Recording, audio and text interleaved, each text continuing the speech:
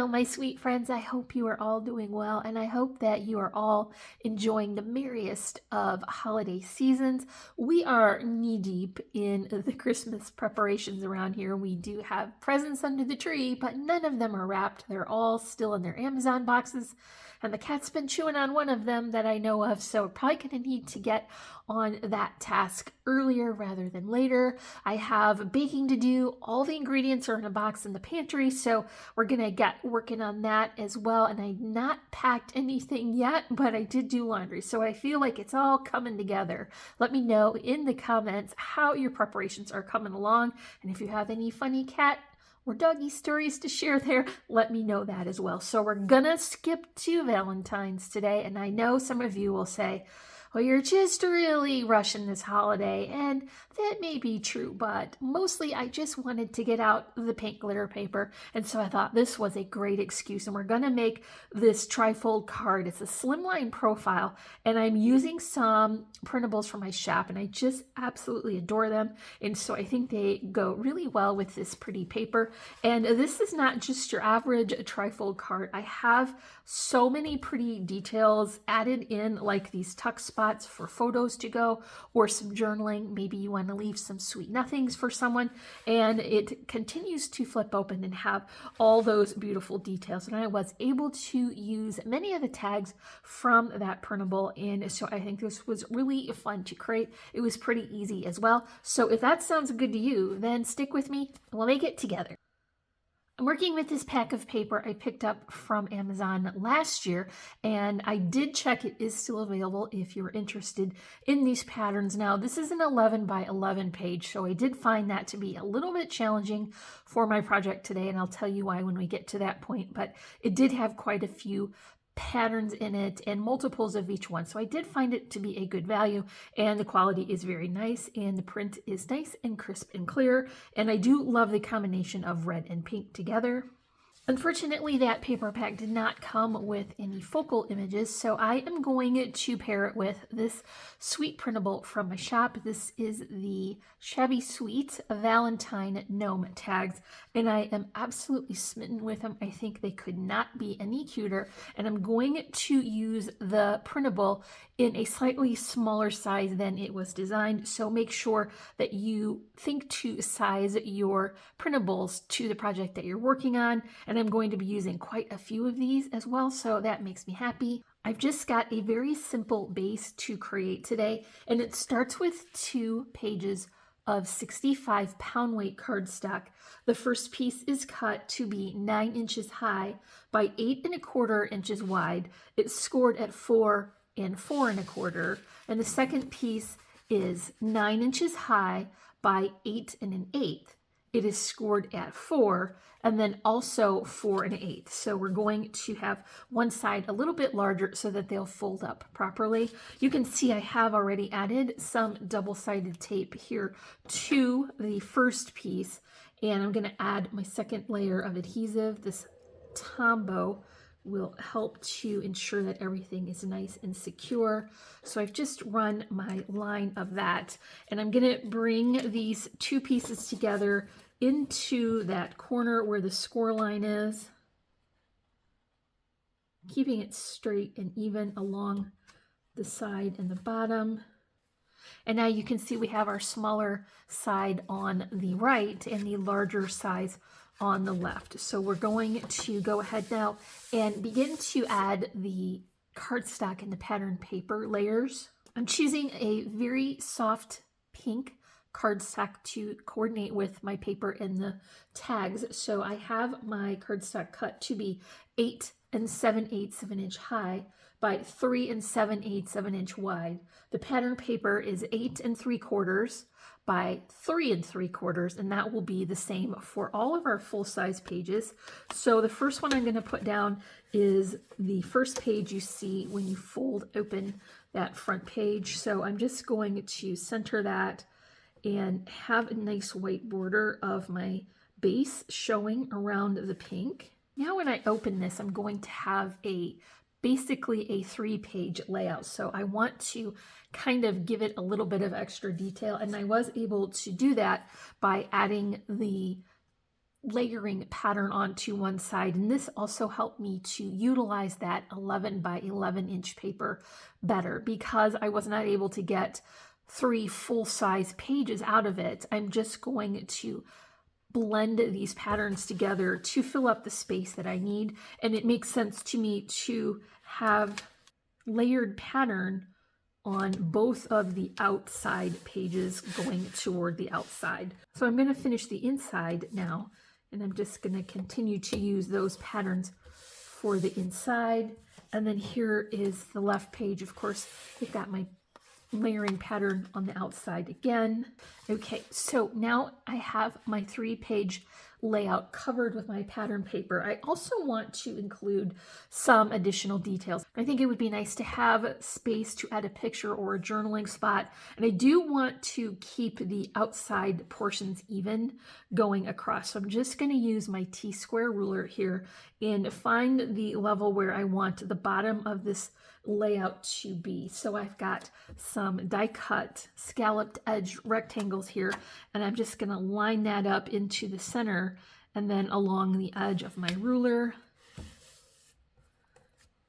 I'll do the same for this side as well.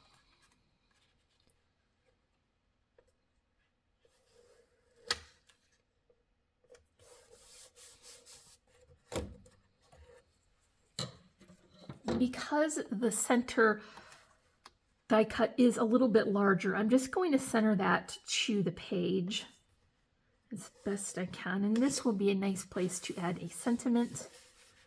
Now I do want to utilize more of that glitter paper in those tags, so I've come up with an idea to just have these included as a tuck spot to decorate the bottom of these die cuts. And so I only want to add my adhesive here on the bottom. That way, if you have a picture, you'd be able to slide it under here and get a true layered effect. So I'm going to bring my ruler back just to be on the safe side. It's very hard to see if I am even and straight across if I can't see over top of it. So this will help me to get those lined up correctly. So I'm just going to add a little bit of hot glue here to the bottom. And I'm just going to add this at an angle for a little added detail. And I'll do the same for that tag. You see that I did cut that out, and I left a little border of the white showing around, and I think that helps it to look more like purchased ephemera. And so I'm just going to add this here to the bottom as well. So we'll have plenty of room to add our picture, or if we want to include some kind of journaling to this tag.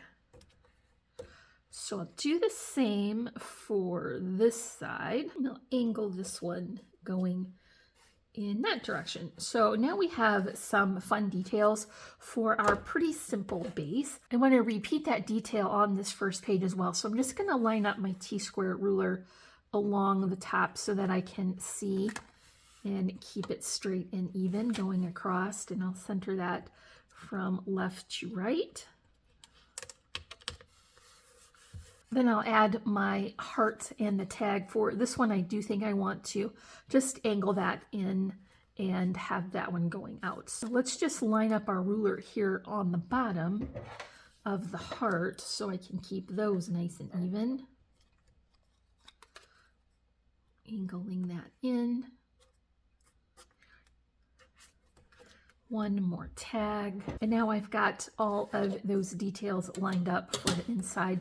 And I think this is very sweet. So let's just go ahead and add that pattern paper and cardstock to cover the back.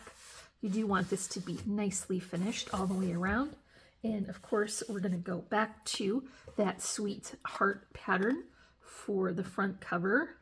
It may be helpful to fold this out so that we can press that flat against our work surface. Now, I do want to add some of those details to the front, so I'm going to bring in a layer of the pattern from the back.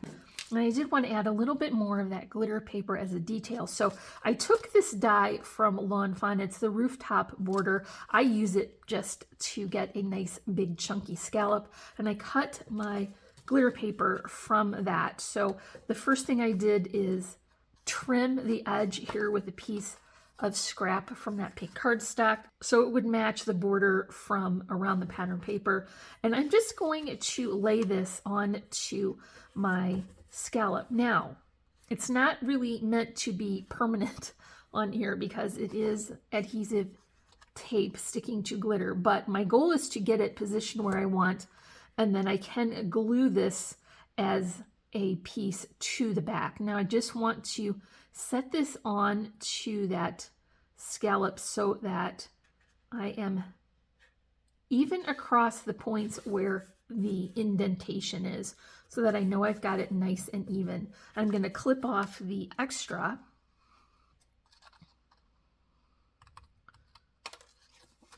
from both sides. And now I know that I've got my scallop centered well. And I have put my adhesive on the back of that glitter paper. So that is what is going to hold it in place. And then I'll just use my double-sided tape here along the pattern paper. And so that will be well secured in between those layers.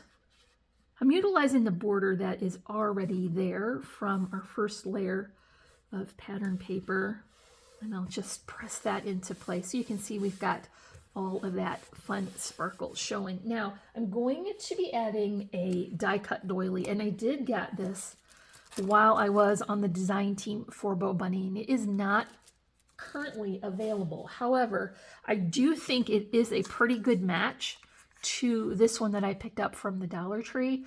And so this is just in those party supplies, and you would use these to set your drink on. So I think that is a very good substitution, and I'm going to just add mine here. It is exactly wide enough for this 4-inch wide card, and so I'm pretty happy with that. Now here comes more of that glitter paper, and I just used a layering heart to get that filled in there and have all that extra detail. And I've picked my favorite tag to go on the front.